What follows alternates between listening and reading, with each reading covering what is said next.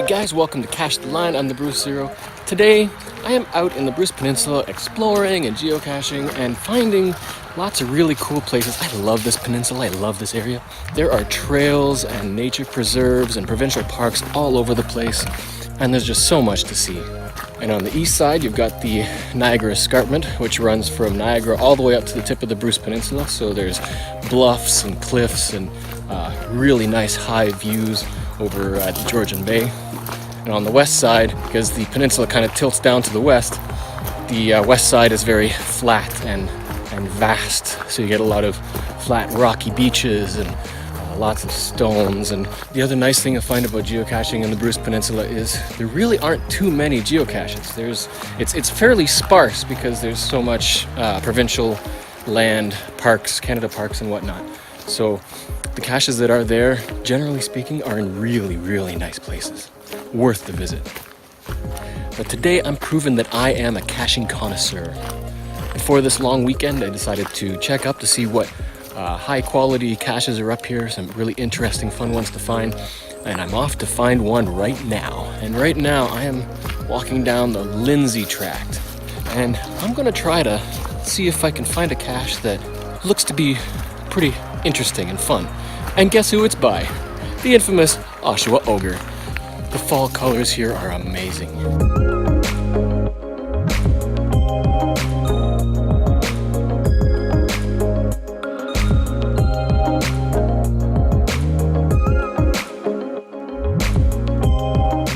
Alright, so I'm 100 meters away. This one is called Poor Man's Drone. It's got 9 favorite points. From what I've seen, this could be fun. So, probably about 50 meters there. Let's see what's here. Alright, I am now 30 meters away, and I'm off the trail into the forest. But there's so many intertwining trails.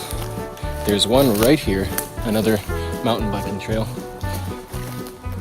Okay, Ogre, what have you got for me? What little concoction have you got up your sleeve? I'm just circling GZ now. 6 meters.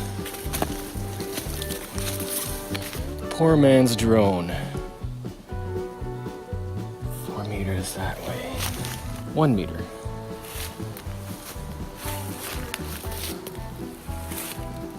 Are you up there? Can you see it?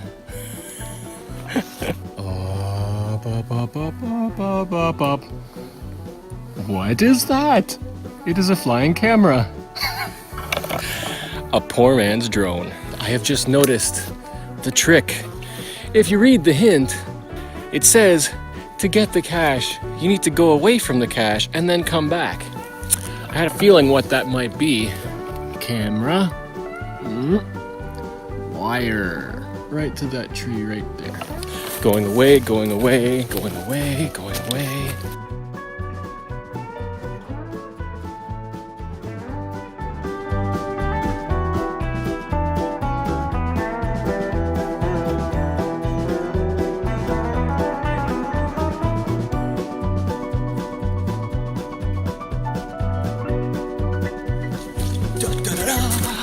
And now to sign the log sheet.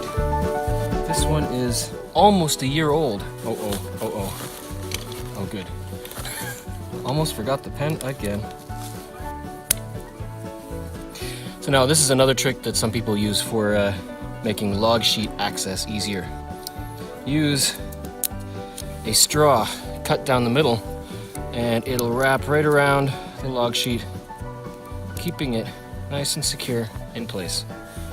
Easy for these crazy little micro containers that everybody loves to hate. Gotta raise the drone.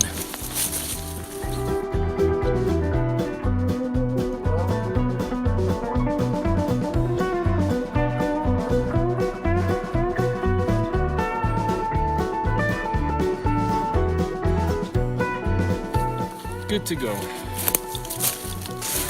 Well, that was fun, Ogre. That was a nicely set up cache. Got a +1 for me. That'll be 10. And now it's back to the trail and on to the next. I was driving up to this one and I already smiled and gave it a favorite point in my head because this is crazy.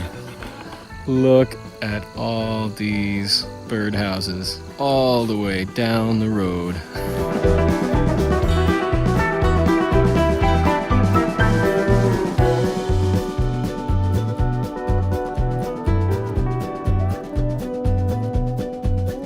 There's just so many, and it keeps going.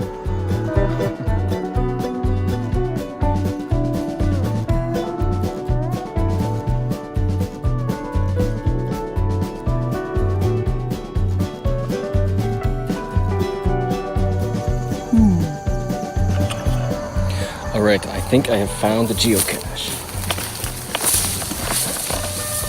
Yes, indeedy. Got the geocaching logo and a lock that doesn't really work. Anybody home? Oh, there's nothing here. Ruh-roh. Oh, is that something? I think I found it on the ground. Is this it? Yes, indeed. Bingo. It has no base.